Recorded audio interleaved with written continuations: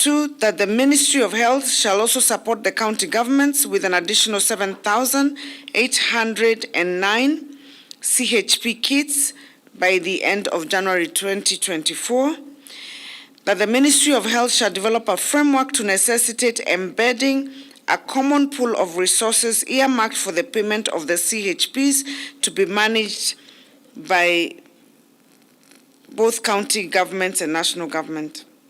6, that on the managed equipment services, the Ministry of Health, jointly with the county governors, through a select technical committee of 7, drawn from both parties, making it 14, shall develop a strategic roadmap that shall guide the 2 levels of government in transition from mess without disruption of services. Further, the national government has offered a collaborative engagement with willing county governments in which they will provide to, 1, to guarantee the county governments during the procuring process of the next set of equipments, 2, to offer financial support to county governments with up to 30% of the purchasing amount for the equipment, and 3, to support the county governments through collective market price negotiations, enabling the county governments to procure cheaply directly. As a stopgap measure, the existing contractual obligations shall be negotiated for extension up to end of March 2024. During the contract extension, the county government shall be required to initiate a transparent process of procurement for their own equipment. Number 7, that the Office of the Deputy President shall fast-track the process leading to the amendment of the Intergovernmental Relations Act 2012 to anchor the Council of Governors Secretariat into law.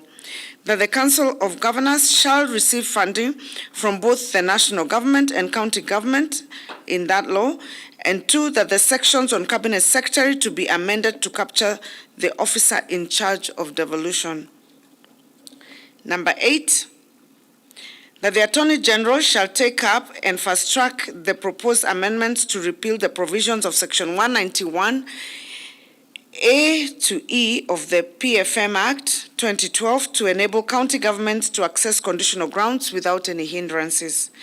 Additionally, the Attorney General shall seek through Parliament to unlock the stalemate on the county government's additional allocation of Revenue Bill 2023. The Intergovernmental Relations Technical Committee shall comprehensively engage with all stakeholders for a further period of 2 months to ensure that the exercise of transfer of functions is completed and pending functions due to the county governments are gazetted for transfer. The Attorney General's office shall offer technical support to the exercise. 2, that the exercise leading to the completion of the valuation of assets shall be fast-tracked and completed within the next 2 months to necessitate the legal transfer of the assets to the county governments. 3, that on county industrial and aggregation parks, every county government shall sign all the necessary intergovernmental agreements with the National Treasury within the next 14 days to activate the disbursement of the allocated national government counterpart funding to the county governments. The Attorney General shall provide legal advice on the structure of the intergovernmental agreements to be signed by the 2 levels of government. Similarly, through the supplementary budget 2023-2024 financial year, the national government shall provide a budgetary allocation for the remaining 29 CAIPs in the 29 county governments that are yet to benefit from the program. Number 4, that on Roads Maintenance Levy Fund, RMLF, a consultative process shall be instituted involving both levels of government and Parliament to unlock the existing legislative gaps to necessitate equitable distribution of the Roads Maintenance Levy Fund between the 2 levels of government. His Excellency the President shall lead the mediation process. Number 5, that our community health promoters support to the county governments by the national government. The national government stipend support shall be extended from the current 3 years to 5 years. 9, that the National Treasury shall engage with the Council of Governors and the respective ministries to develop an effective institutional structure for the management of conditional grants related to program support from development partners.